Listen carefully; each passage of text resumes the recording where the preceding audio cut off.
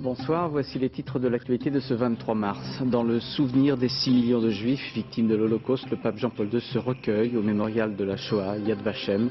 Mais la polémique continue sur la position du pape concernant le statut de Jérusalem. Ouverture du 30e congrès du Parti communiste français à Martigues, le congrès du renouveau pour Robert Rue, mais les conservateurs ont déjà exprimé leurs doutes. Lors des législatives de 97 à Paris, dans la circonscription de Jean-Tibéry, il y aurait eu plus de 3300 faux électeurs. Un pré-rapport de gendarmerie le confirmerait. Il y a un an, les pays membres de l'Alliance Atlantique décidaient une campagne aérienne de bombardement contre la Yougoslavie de Milosevic. Un an après, la mission de paix au Kosovo est plus difficile que prévu. 2 mois après avoir subi une greffe des 2 mains, Denis Châtelier va aussi bien que possible, document exclusif sur sa rééducation en avant-première d'Envoyé spécial ce soir. De la musique hors des sentiers battus avec le groupe La Tordue. Après 10 ans d'existence, La Tordue fait des galas à guichet fermé. C'était pour le pape Jean-Paul II à Jérusalem une journée de jeudi dédiée à la Shoah et à la mémoire. Plusieurs cérémonies ont marqué cette journée, mais surtout celle au mémorial de l'Holocauste, même si au sein du grand rabbinat israélien, les avis divergent sur les propos du pape. Reportage de notre correspondant Charles Vanderlin avec Dominique Merlin. Cet instant, Israël et le monde juif l'ont attendu pendant des décennies. Un pape à Yad Vashem. Devant les dalles portant les noms de 22 camps de la mort nazie. Un pape venu évoquer les millions de juifs qui, a-t-il dit, dépouillés de tout, surtout de leur dignité humaine, ont été assassinés pendant l'Holocauste. Venu en tant que successeur de Saint Pierre, assurer au peuple juif que l'Église catholique est profondément attristée par la haine, les actes de persécution et les manifestations d'antisémitisme des chrétiens contre les juifs. Fin de citation. Un discours auquel le Premier ministre Ehud Barak a réagi avec émotion. Émotion aussi de Jean-Paul II lorsque le chef du gouvernement israélien a rappelé que ses grands-parents polonais ont péri dans le camp de Treblinka. Larmes des survivants de la Shoah venus saluer Karol Wojtyla. Il y avait là 2 de ses amis d'enfance, une femme qui l'a sauvé. Certes, le Saint-Père n'a pas prononcé le pardon qu'attendaient les grands rabbins pour le silence de Pie XII face au génocide du judaïsme européen, mais cela n'a rien changé à la chaleur de l'accueil. Sur le parcours du Saint-Père à Jérusalem, des dizaines d'Israéliens et de pèlerins l'ont applaudi. Seuls quelques extrémistes ont tenté de manifester. Alors bien sûr, les invités à cette cérémonie de Yad Vashem à Jérusalem étaient comptés. Beaucoup ont donc suivi à la télévision les gestes et les propos de Jean-Paul II. Alain Chalvron et M. Herman étaient en compagnie de 2 familles de la génération victime de l'Holocauste. 2 familles vivant à Jérusalem qui n'ont pas caché leur émotion.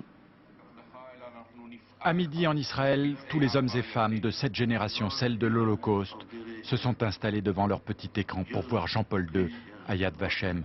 C'était le cas de Janine et Lucien Lazare. Ils n'ont pas connu eux-mêmes les camps, mais leurs familles ont été décimées. Pour eux, un moment de tension énorme. Pas un mot, pas un geste du pape ne leur a échappé. Un moment d'émotion aussi. Ce qui m'a beaucoup ému dans les paroles du pape, c'est le fait qu'il se soit exprimé dans des mots qui pourraient être les mots prononcés par un juif. Il s'est passé quelque chose là qui vraiment ouvre des portes du cœur. L'attente était peut-être plus forte encore chez Saul Loren. Lui est un survivant d'Auschwitz et de Sachsenhausen, où il a été victime d'expérimentations médicales. En tant que chef de l'Église, j'avais espéré qu'il dise quelque chose sur ce silence de Pie XII qui est quand même à stigmatiser. Parce que vous êtes déçu. Un petit peu. Moi, je crois qu'un pape ne peut pas demander pardon pour ce qu'a fait un autre pape. Je ne suis pas déçu.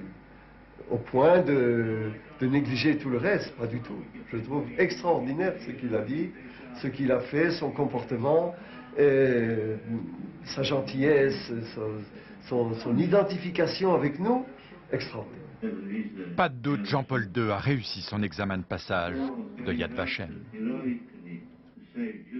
Alors au-delà de l'émotion, Charles Anderlin, des divergences sont apparues dès qu'il s'est agi du statut de Jérusalem parmi les différents interlocuteurs du pape.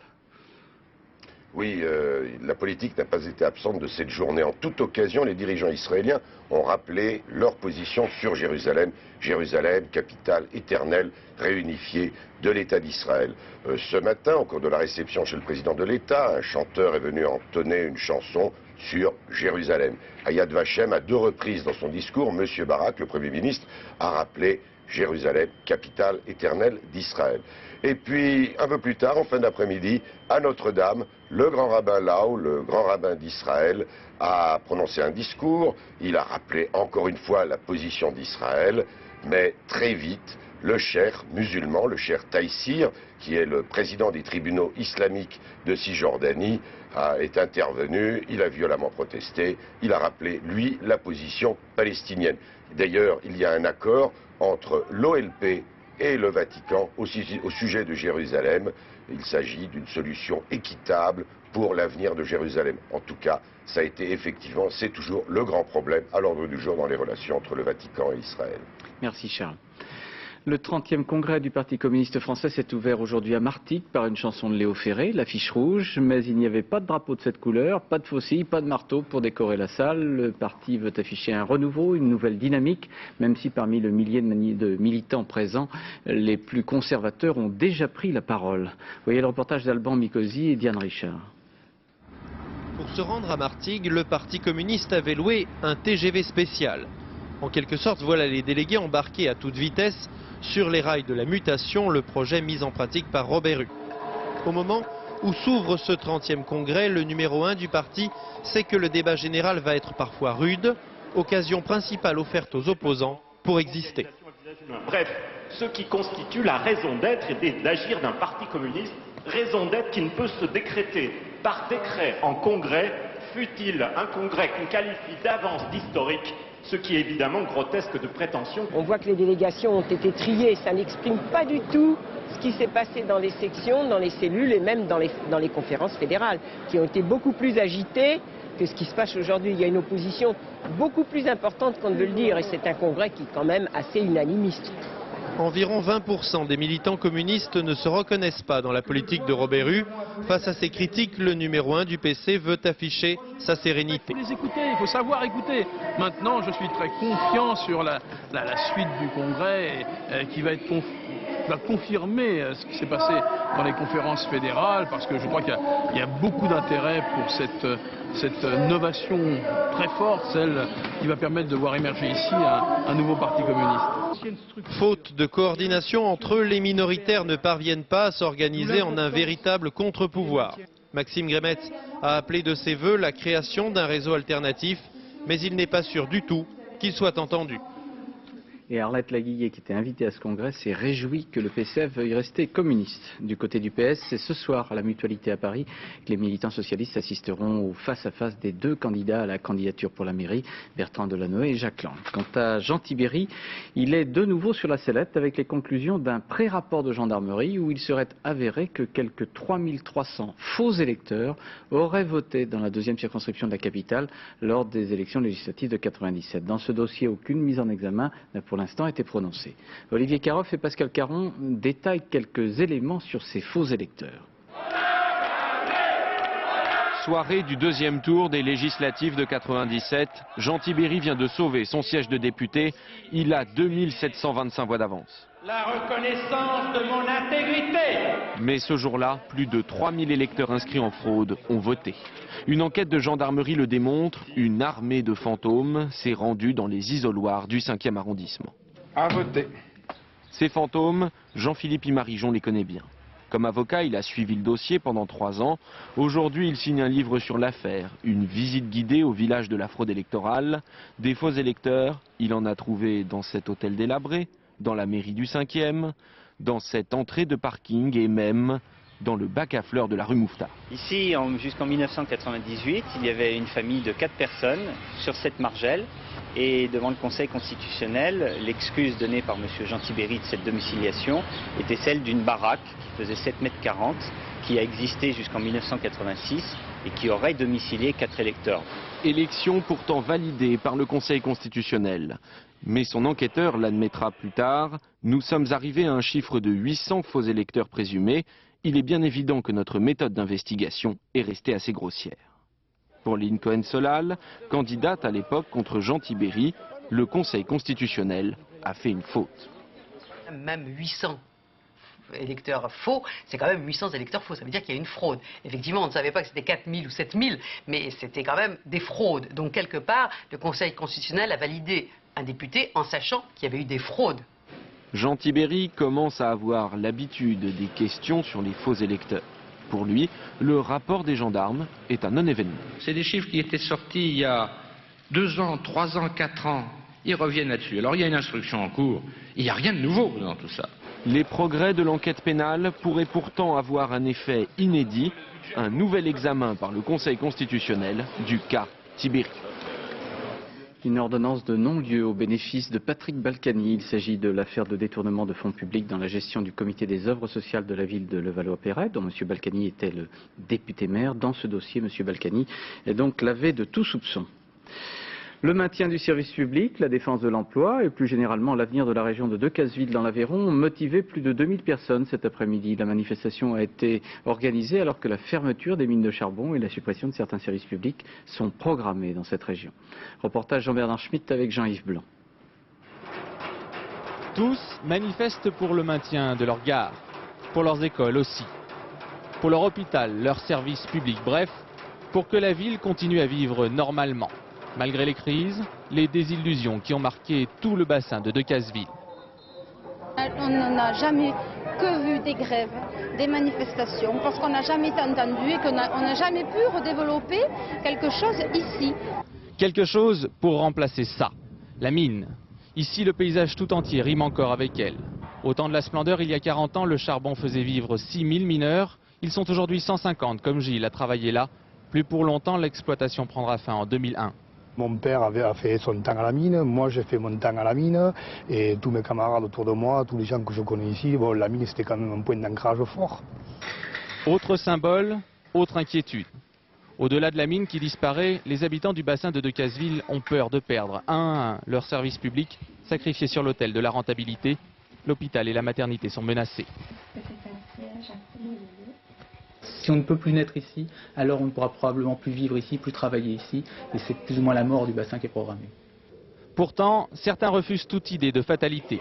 Symbole de la lutte, depuis près de 2 semaines, ils occupent la gare de Cransac, elle aussi en suspens.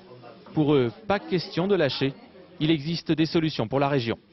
Il y a des industries, il y a des industries ici qui tournent. Bon, elles peuvent se développer, elles pourront se développer d'autant mieux qu'on aura une structure de service public autour d'elles qui seront conséquentes, quoi. Pour les habitants, le constat est simple. Maintenir sur place et attirer les entreprises ne pourra se faire sans un signe fort des pouvoirs publics, montrer à tous que Decazeville n'est pas abandonnée. Tradition respectée au congrès de la Fédération nationale des syndicats d'exploitants agricoles, la FNSEA, le ministre de l'Agriculture Jean Glavany a été chahuté par les congressistes qui l'ont parfois traité de menteur à propos du revenu agricole. Dans plusieurs villes de France, les employés des postes protestaient de nouveau aujourd'hui. À Caen, Toulouse, Nice en particulier, les postiers maintiennent des mouvements de grève afin de peser sur les discussions en cours pour le passage aux 35 heures. 48 heures après les annonces de Lionel Jospin concernant ses projets de garantie des systèmes de retraite, les syndicats semblent tous s'opposer à ce que le gouvernement prépare. Mais leur opposition n'est, Gilles Leclerc, pas de la même nature selon les organisations syndicales. Oh, écoutez, Matignon, selon un conseiller, ne s'attendait pas à des applaudissements des syndicats, mais sans doute pas non plus à la volée de bois vert des 3 fédérations majoritaires, CGT, Force ouvrière et FSU, qui évoquent à propos des 40 ans de cotisation, je cite, des perspectives inacceptables qui exigent une mobilisation avec grève le 30 mars, assemblée générale en avril, action en mai, enfin bref, fermez le banc. Alors certes, les autres syndicats, CFDT, Autonomes ou cadres CGC, sont plus ouverts à une discussion sans tabou. Nicole Notat ne cache pas son scepticisme si l'État ne fixe pas plus clairement un objectif, un échéancier et des règles du jeu de la négociation. Chat échaudé craint l'eau froide, et la CFDT n'a pas oublié les récentes 35 heures dans la fonction publique où elle s'était seule engagée à signer un accord que l'État a finalement jeté aux orties. Alors est-ce que ça veut dire que le projet à peine né est déjà enterré? Écoutez, Matignon s'en défend et discerne presque au microscope quelques lueurs d'espoir. Les leaders Bernard Thibault et Marc Blondel sont un peu moins catégoriques que leur fédération de fonctionnaires et personne ne rejette le principe de la négociation. Le gouvernement entend donc donner encore du temps au temps avant de prendre si nécessaire des initiatives, sans plus de précision. Il compte en fait secrètement sur la pression de l'opinion publique, en majorité des salariés du privé, qui ont donc consenti des sacrifices pour ébranler un tant soit peu le corporatisme et l'égoïsme, ou du moins supposait-elle, des fonctionnaires. Mais pour l'instant, comme l'a montré encore le récent conflit de Bercy, cela relève surtout du vœu pieux. Merci Gérard. Ces préoccupations sociales et économiques, Lionel Jospin les avait certainement à l'esprit alors qu'il participait à Lisbonne, au sommet européen consacré à l'emploi. Les observateurs français à Lisbonne ont également scruté tous les indices sur un éventuel remaniement gouvernemental, même si dans la capitale portugaise, il était surtout question, vous allez comprendre, de la subtilité diplomatique entre une photo de famille et une photo de groupe. Reportage de nos envoyés spéciaux Véronique Saint-Olive et Jean-Paul Chausset. Classé le voyage controversé du Premier ministre au Proche-Orient. Jacques Chirac et Lionel Jospin côte à côte offrent de nouveau l'image d'une cohabitation où chacun a repris ses marques. À Lisbonne, la France parle d'une seule voix. Et sur la photo officielle, le Premier ministre se trouve exceptionnellement à côté du président de la République. Il est vrai que le protocole s'arrachait les cheveux, personne ne voulait poser près du chancelier autrichien. Alors, dans les couloirs, la ministre autrichienne des Affaires étrangères tente une plaidoirie. Et on ne peut pas se baser sur des préjugés en Europe, n'est-ce pas? Nous sommes quand même une communauté qui dit être basée sur le droit. Malgré l'abcès autrichien, les Européens ont le moral. La croissance retrouvée, ils affichent l'objectif du plein emploi dans les 10 ans à venir et parlent de nouveaux modèles sociaux. Mais sous leurs fenêtres, plusieurs centaines de manifestants leur rappellent l'impatience de ceux qui, partout en Europe, exigent la redistribution rapide des fruits de la croissance et la création d'emplois. Mais en coulisses, côté français, c'est le remaniement du gouvernement qui occupe toutes les conversations. Hier soir, Lionel Jospin et François Hollande, très décontractés, dînaient avec les camarades socialistes. Aucune confidence n'a filtré. Christian Sauter, le ministre des Finances qu'on annonce partant, est ici à Lisbonne. Il est invisible pour les journalistes et il travaille, nous dit-on, avec ses homologues européens. Une situation bien inconfortable. En Russie, les premiers bureaux de vote ont été ouverts à l'extrémité est du pays, avec parfois l'aide d'hélicoptères pour apporter les urnes. Il s'agit de désigner parmi les 11 candidats le futur président. Fin de la consultation électorale dimanche. Mais le succès de Vladimir Poutine ne fait guère de doute selon les sondages. Le maire de Moscou, Yuri Lushkov, ex-opposant farouche, s'est même rallié à M. Poutine. Mais qui est-il, ce Vladimir Poutine, dont les premiers décrets signés de sa main visaient avant tout à renforcer le dispositif militaire russe? Les marionnettes de la télévision privée moscovite ne se privent pas, au risque d'être interdites, de le présenter sous un jour douteux. Correspondant Gilles Rabin et Franck Brisset. Pour cette séquence, les guignols russes ont été menacés d'interdiction. Une limousine officielle remonte la rue Tverskaya, célèbre pour ses prostituées. À l'intérieur, la marionnette de Poutine, le chef de l'administration présidentielle, conduit. Il n'y a pas assez de femmes dans notre voiture d'État, dit la marionnette de Poutine. Je sais où trouver des femmes expertes, répond le conducteur. Les prostituées en question, ce sont les chefs des partis politiques russes. Fouette-moi, dit la marionnette du communiste Zyuganov. Je suis la reine du Kamasutra politique, dit la marionnette du fasciste Jirinovski. Viens, on va jouer à la victoire de la démocratie. La séquence des guignols se poursuit sur un striptease politique interrompu par un coup de fil du vieux tsar Boris. Allô Volodya, c'est moi. Comment vas-tu sans moi? Les guignols russes sont cruels, mais ils posent les bonnes questions. Poutine saura-t-il s'émanciper de ceux qui l'ont fait président, Yeltsin et sa famille? La famille a atteint son but. La famille a placé son héritier. C'est pourquoi Poutine est lié à cette famille par des milliers de fils. L'autre bonne question, c'est qui est Poutine? Un ancien espion du KGB, mais un sans grade. Un inconnu encore l'été dernier. Le chef d'une guerre archaïque et brutale, Aux accusations de crimes de guerre venus de l'Occident, il fait répondre: Parmi les experts qui viennent de temps en temps pour faire leur tourisme en Tchétchénie, il y a plusieurs qui, en arrivant là-bas, nous demandent « Montrez-nous, s'il vous plaît, les endroits où vous avez violé les droits de l'homme. » Cet homme au regard triste, qui ne se livre jamais, semble avoir mis son peuple sous hypnose. On ne voit plus que lui sur les télévisions russes, mais plus on le voit, moins on en sait, et le peu qu'on sait sur lui n'est pas rassurant. En Tchétchénie, justement, l'armée russe menacerait de représailles des villages et villageois qui ne voteraient pas correctement, c'est-à-dire pour Poutine. Les combats continuent en Tchétchénie contre les rebelles islamistes indépendantistes et dans la vallée de l'Argoun, des échanges d'artillerie auraient fait de très nombreuses victimes. Quant à Brice Flotio, le photographe français, il est toujours détenu en otage quelque part en Tchétchénie. Le 23 mars 1999, il y a un an, jour pour jour, les pays membres de l'Alliance Atlantique décidaient de déclencher, dans les heures qui allaient suivre, une campagne de bombardement sur la Yougoslavie de Slobodan Milosevic. La population du Kosovo allait connaître l'exode et les exactions des milices serbes, tandis que la population de Belgrade allait vivre dans l'angoisse des bombes. Récit Gérard Grisbeck avec Alain Chalvon. Le compte à rebours commence le 19 janvier lorsque le chef militaire de l'OTAN se rend à Belgrade. Il doit convaincre le président yougoslave de cesser les massacres au Kosovo, sinon ce sera la guerre. Je lui ai dit que s'il ne faisait rien, il allait être bombardé. C'était aussi simple que cela. Oui, aussi clair. Et qu'est-ce qu'il a répondu?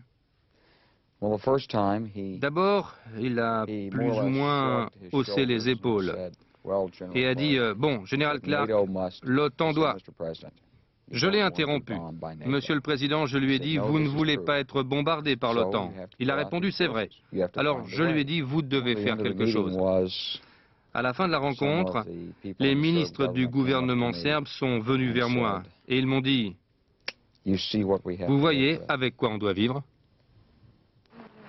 Face à cet échec, les Occidentaux, c'est-à-dire le groupe de contact, la France, la Grande-Bretagne, l'Italie, l'Allemagne et les États-Unis, décident de convoquer tout le monde, Serbes et Kosovars, à Rambouillet. Rambouillet était une vraie réponse, une vraie tentative de trouver une solution européenne avec les États-Unis et la Russie, mais sous conduite européenne. Mais je crois que les Serbes ne voulaient pas de ce compromis. Je pense que tout c'était un montage pour obtenir soi-disant légalisation de quelque chose. Voilà, il n'y a plus de contrat, il n'y a plus d'accord, et maintenant il n'y a que solution militaire. Alors, vraie tentative de paix ou réunion prétexte pour engager les hostilités?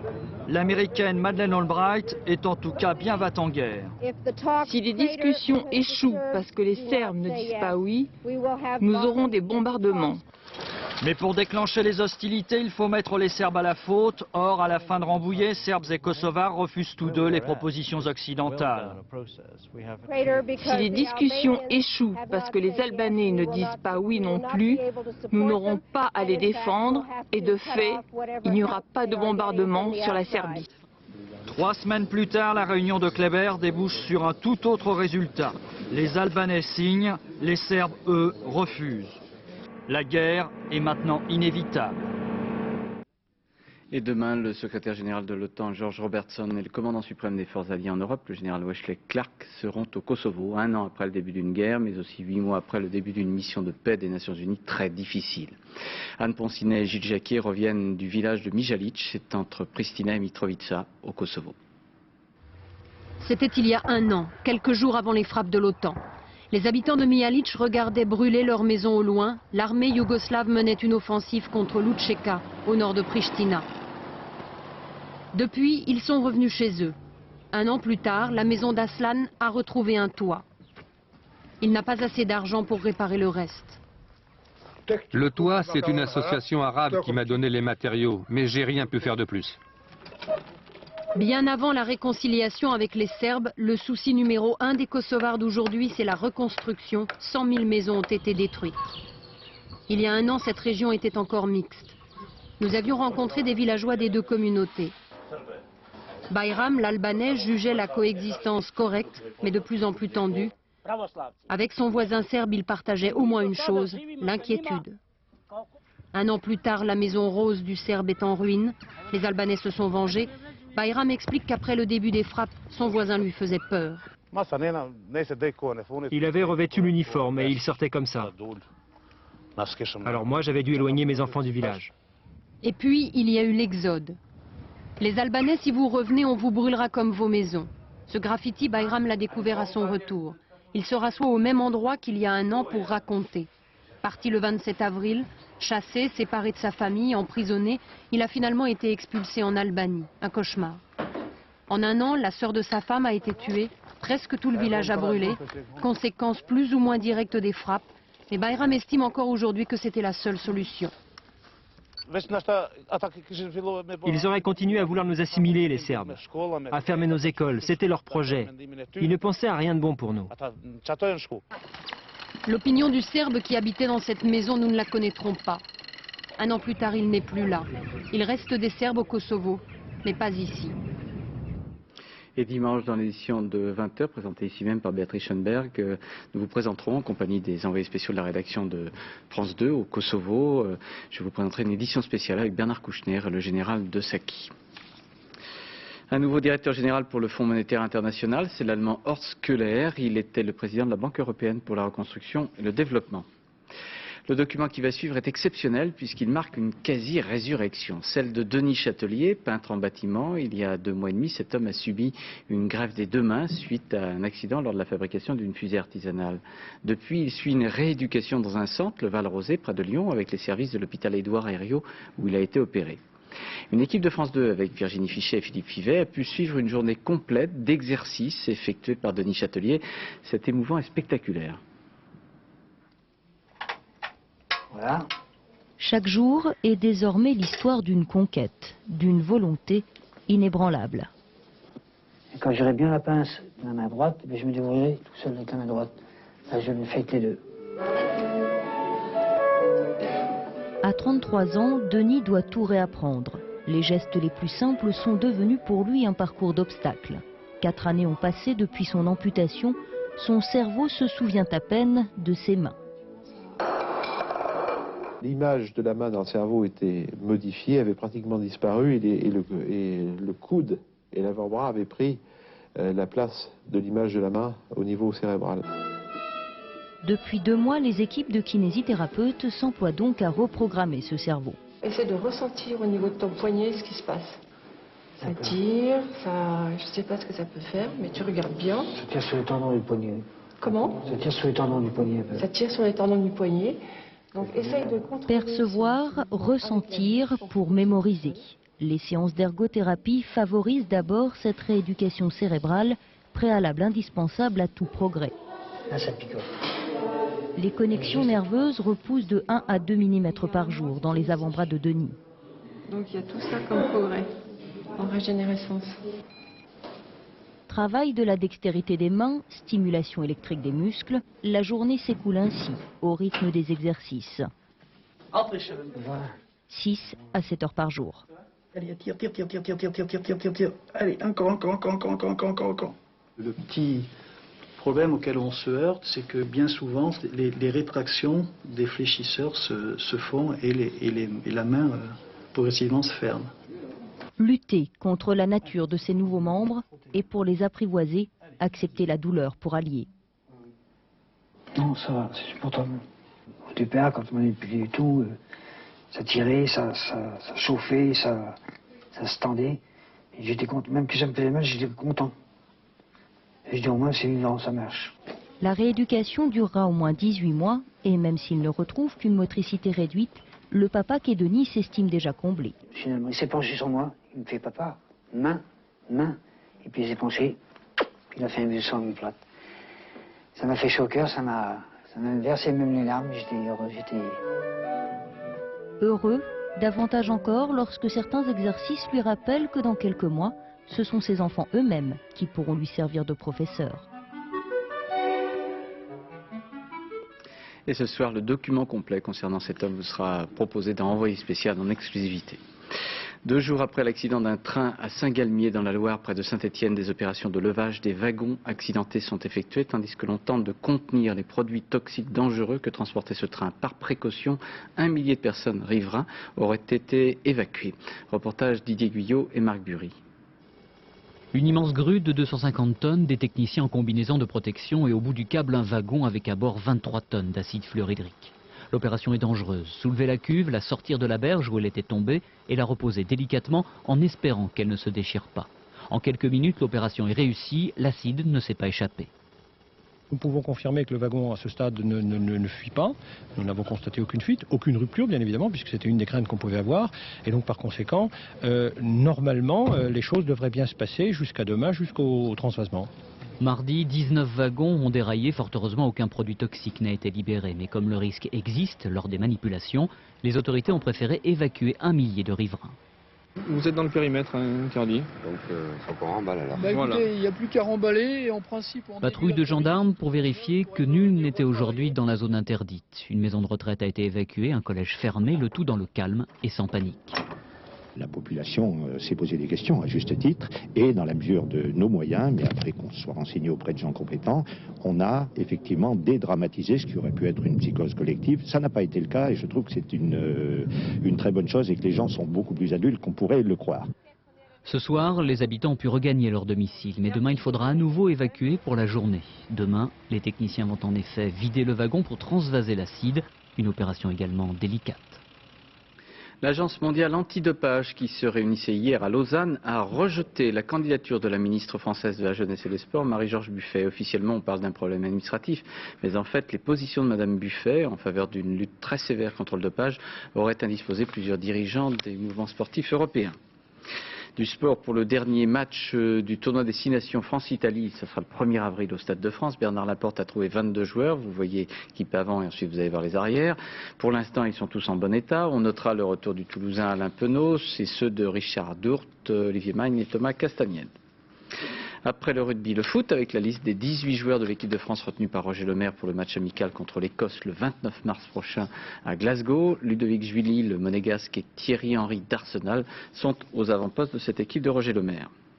Ce soir et demain à Paris, à la Cigale, le groupe La Tordue. Derrière ce nom, il y a des musiciens qui, depuis 10 ans, remplissent des salles, multiplient les galas, et tout cela hors des sentiers battus, comme le montrent Olivier Lenouza et Carl Constable.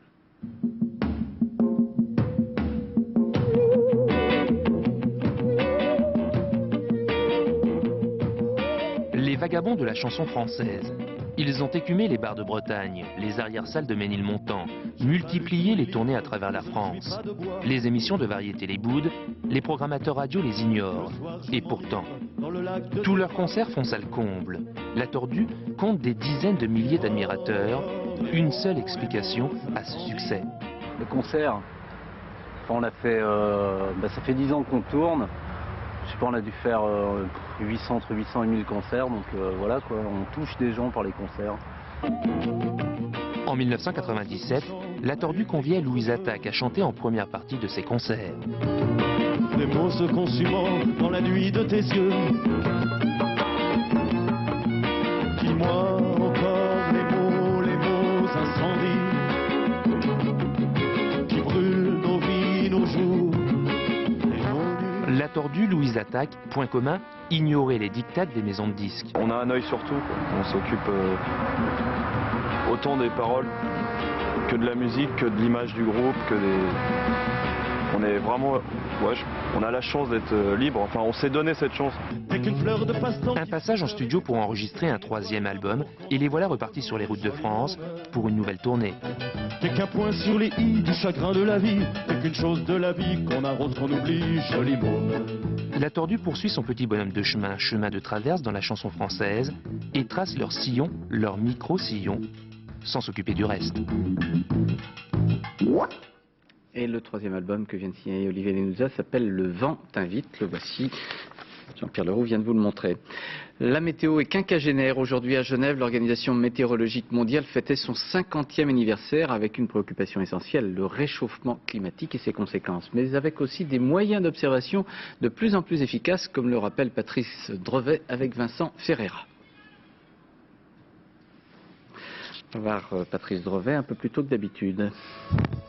1999, l'année de toutes les catastrophes naturelles. Cyclones, tempêtes, incendies de forêt, sécheresse, inondations. Il faut dire que les 10 dernières années ont été les plus chaudes du siècle et que le 20e siècle sera le plus chaud du millénaire. Alors, est-ce un cycle normal ou est-ce l'effet de serre anthropique, c'est-à-dire provoqué par l'activité humaine? C'est logiquement concevable que le réchauffement dû à l'effet de serre anthropique induise un accroissement de la fréquence ou de l'intensité des phénomènes violents, type de ceux qu'on observe soit dans les zones tropicales avec les cyclones, soit dans la zone tempérée avec les tempêtes comme celles que nous avons essuyées en décembre dernier.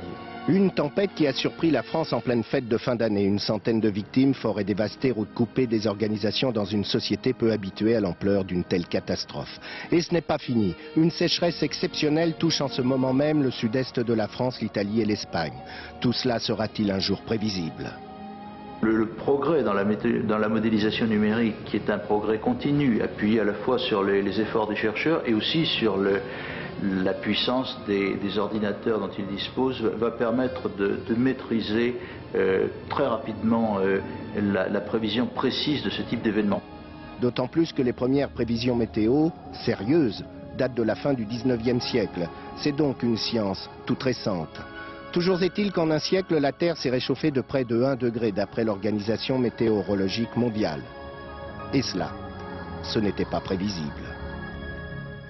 Et à partir de demain, à Issy-les-Moulineaux, se tiendra le 10e Festival international de la météo. Nous arrivons à la fin de cette édition. Je vous rappelle l'actualité concernant la visite du pape en Israël. Dans le souvenir des 6 millions de juifs victimes de l'Holocauste, le pape Jean-Paul II se recueille au mémorial de la Shoah, Yad Vashem. Mais la polémique continue sur la position du pape concernant le statut de Jérusalem. Et puis concernant Jean Tiveri, un pré-rapport de gendarmerie fait état de plus de 3300 faux électeurs qui auraient voté en 1997. Une enquête judiciaire est en cours. La météo, c'est dans quelques secondes avec Nathalie Riouet, et puis le point route de Valérie Maurice. À 20h50, vous retrouverez donc Envoyé spécial, avec notamment ce document exceptionnel sur le greffier des demain. À 0h55, Laurence Ostolaza vous présentera le dernier journal de la rédaction. Demain à 13h, Carole Gessler et Rachid Arabe, et à 20h, Béatrice Schoenberg.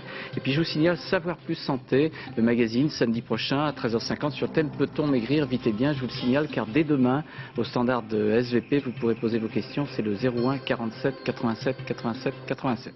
Et puis dimanche, donc édition spéciale à partir de 20h en direct de Mitrovica au Kosovo. Bonsoir, merci.